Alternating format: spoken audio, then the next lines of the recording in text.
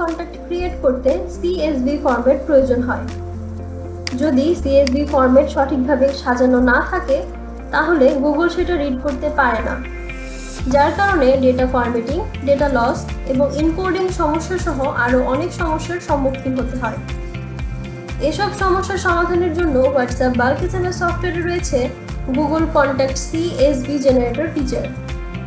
এই ফিচারটি মুহূর্তের মধ্যেই কোনো ঝামেলা ছাড়াই আপনাকে দেবে কাঙ্ক্ষিত রেজাল্টস। চলুন দেখে আসি এটি কিভাবে কাজ করে।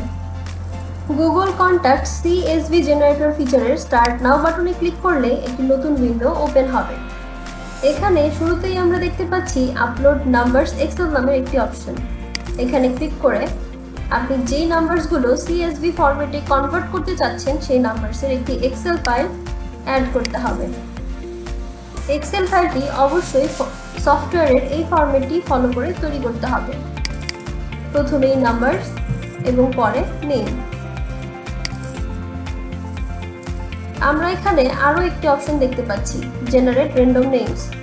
যদি কোনো কন্ট্যাক্টের নাম না দেওয়া থাকে তাহলে এই অপশনের সাহায্যে আমরা র্যান্ডমলি নেম জেনারেট করতে পারবো। জেনারেট নামে ক্লিক করলে র্যান্ডমলি কিছু নেম জেনারেট হয়ে যাবে। এরপর export as Google contact CSV এই অপশনে ক্লিক করলে এই নাম্বারগুলো CSV ফরম্যাটে একটি আলাদা ফাইলে সেভ হয়ে যাবে। ফাইলটি ওপেন করলেই আমরা দেখতে পাবো নাম্বারসগুলো CSV ফরম্যাটে সেভ হয়ে গিয়েছে।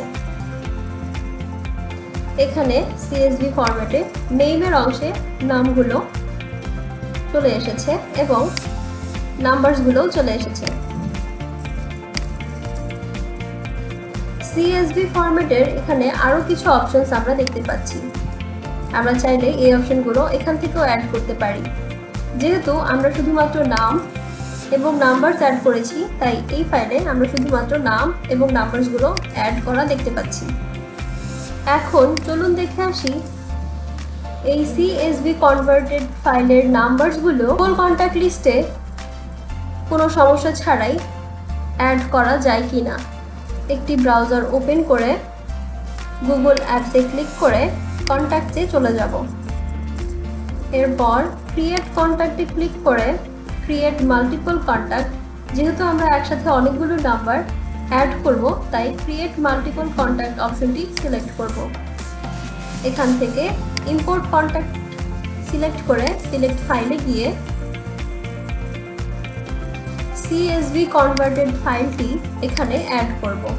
এরপর ইম্পোর্ট করলেই আমরা দেখতে পাচ্ছি নাম্বারসগুলো কোনো সমস্যা ছাড়াই গুগল কন্ট্যাক্ট লিস্টে অ্যাড হয়ে গিয়েছে।